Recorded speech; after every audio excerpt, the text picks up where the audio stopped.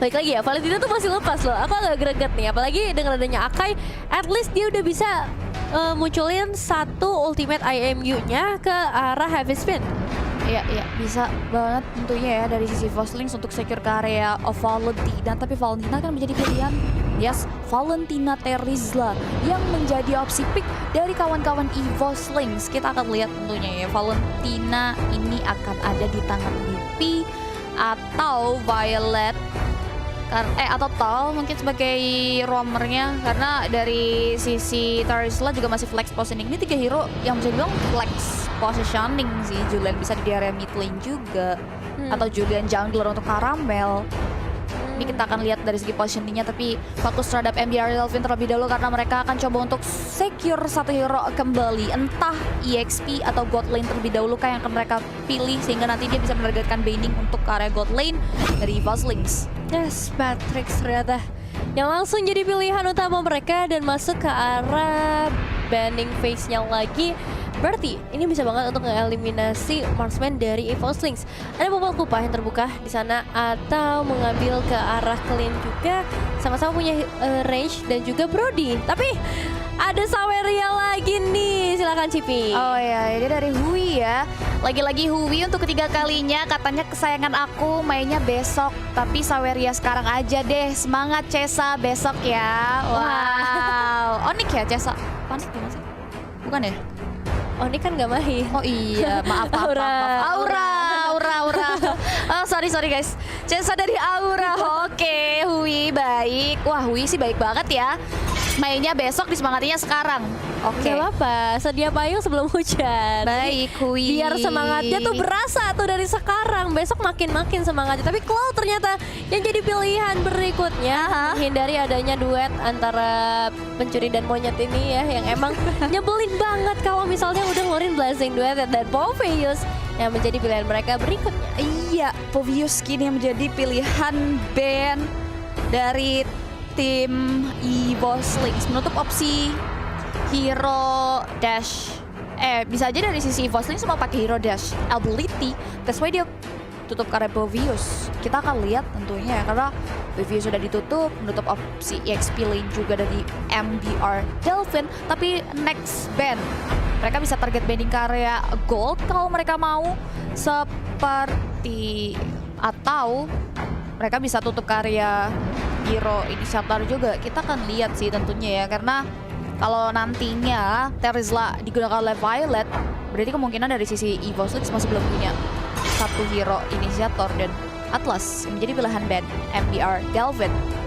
Atlas sih bener sih, mereka karena roamer bisa dibilang fleksibel memang untuk ke arah seorang Valentina, tapi untuk main aman mereka bakal menghindarin adanya Fatal Link yang bisa connect, dan Hayabusa yang menjadi pilihan mereka berikutnya.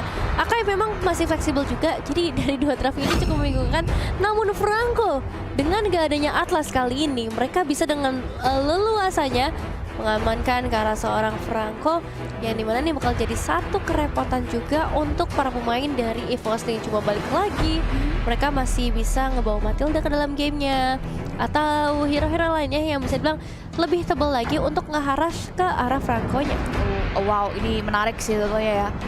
Popol and Co pada Lancelot, exactly, mereka menutup satu buah Poveus untuk hero yang memiliki dash ability. That's why kini kita akan lihat dari sisi Tol, kemungkinan akan ada di mid. Mika sebagai roamer, EXP Violet dengan Terizla, dan God Lane untuk Lipi. God Lane untuk Papalin Kupa. Ya, berarti Valentinanya bakal nge-roam kali ini, sementara ada Ruby juga, yang berarti Ruby bakal ada di side, dan Akai jungler lagi-lagi dibawa ke game kali ini oleh teman-teman dari MBR Delvin. Dan itu dia dari segi draftnya, dengan para pemain yang udah terlihat di layar kalian semua. Tim head to headnya Seth, Shine, Valanir, Yupi, Gichel dari tim MBR Delvin menghadapi Caramel, Lipi, Violet, Pika, dan juga Tol dari Evoslings.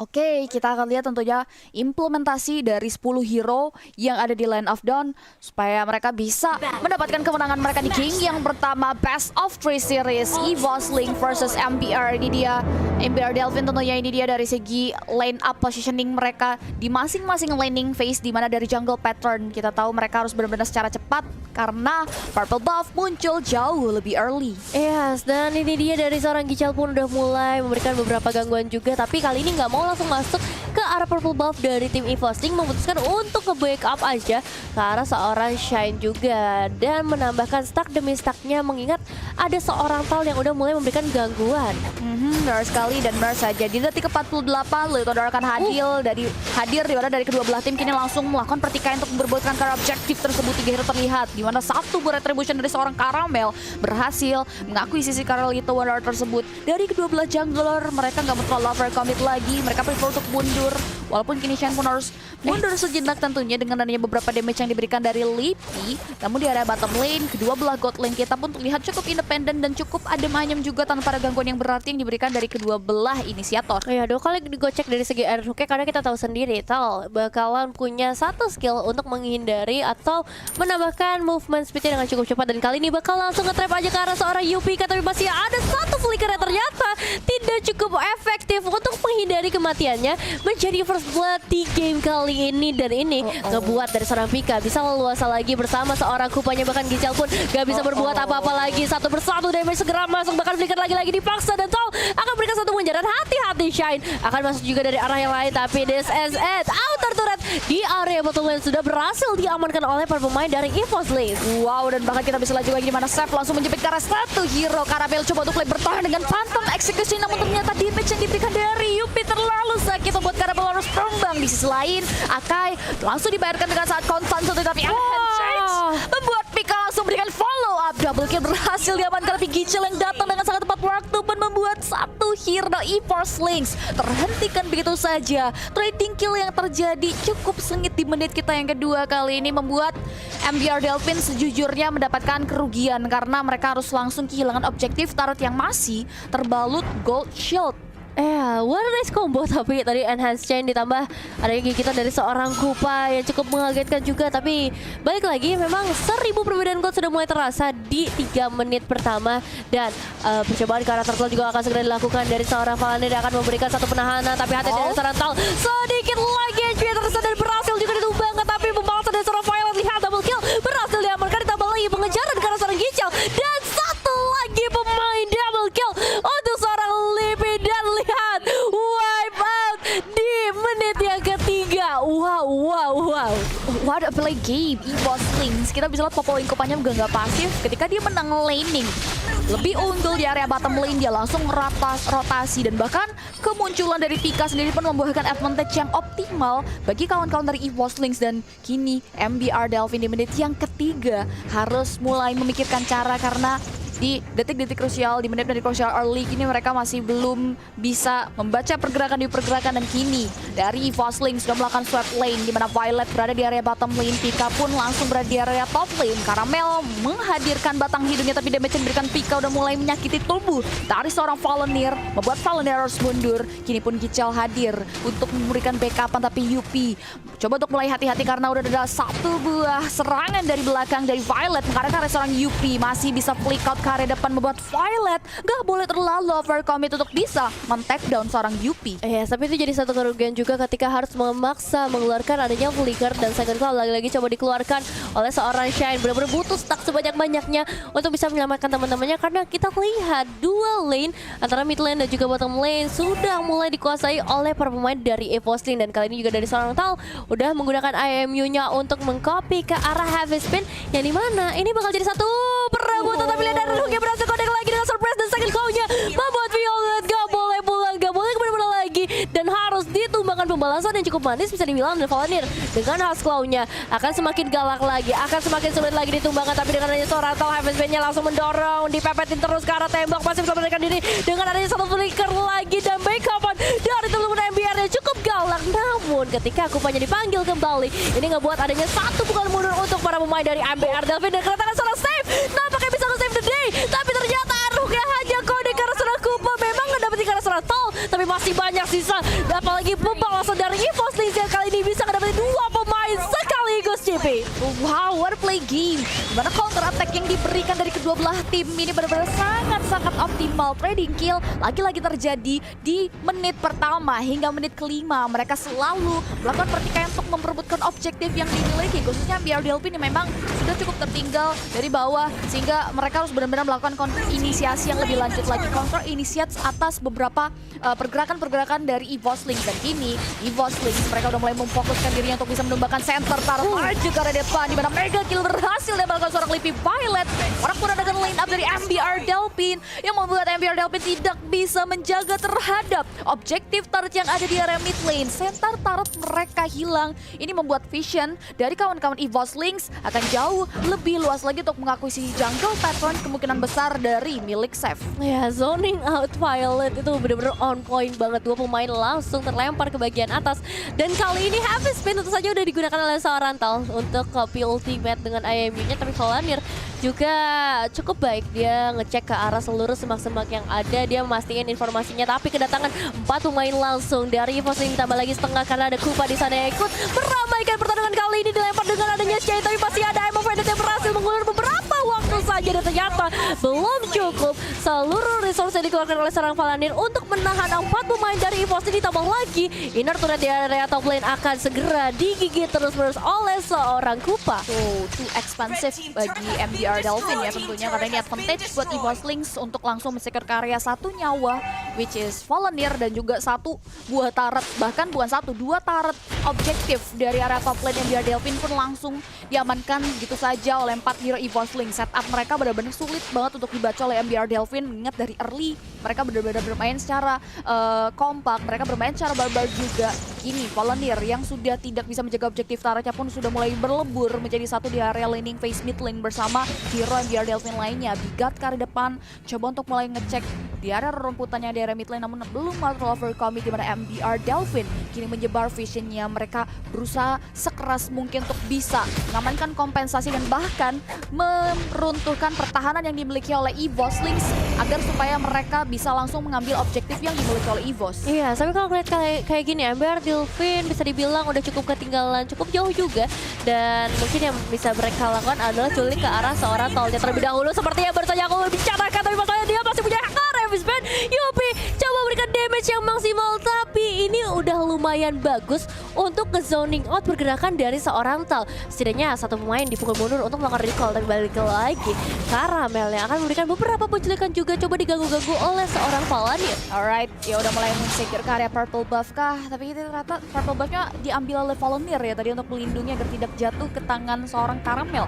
Diaman Hunter Sword sudah mulai dikantongi oleh Pika. Damage-nya akan semakin sakit lagi mengarah ke area beberapa hero tanker dari MBR Delfin. Tapi di area bottom lane kita bisa melihat Valanir menjadi bulan-bulan beberapa hero dari EVOS Lynx langsung dikepung itu saja, and head chance langsung dibuka membuat Sleepy tak terhentikan. Senambungan hero dari EVOS Lynx pun membuat mereka langsung kembali mengamankan 1 buah advantage turret yang dimiliki oleh MBR Delfin di area bottom lane. Gak ada backup damage yang tersisa dari MBR Delfin ketika Emo Vendetta berhasil connect. Tapi ya itu bolehlah jadi bulan-bulanan juga untuk teman EVOS Lynx bisa ngedapetin 1 eliminasi tambahan ke arah seorang Valanir. Dan yang harus dilakukan oleh MBR Delfin kali ini adalah mencoba melakukan pick up atau setidaknya ngasih damage backupan dari seorang Cecilion yang diharapkan, dan juga Yupi ketika adanya 1 tarikan dari seorang Gichel ataupun Emo Vendetta yang connect dari seorang Valanir. Di menit yang ke-8 bahkan sudah mulai memasuki menit 9, EVOS Lynx sudah mulai menguasai pertandingan di mana beberapa objektif outer turret di area top dan bottom pun mereka berhasil renggut. Dan kini MBR Delfin benar-benar harus mulai memutar otak, harus mulai menerapkan plan B mereka, karena memang sebelum pace milik lawannya belum hancur, masih punya kesempatan yang cukup besar bagi MBR Delfin untuk menyamakan kedudukan.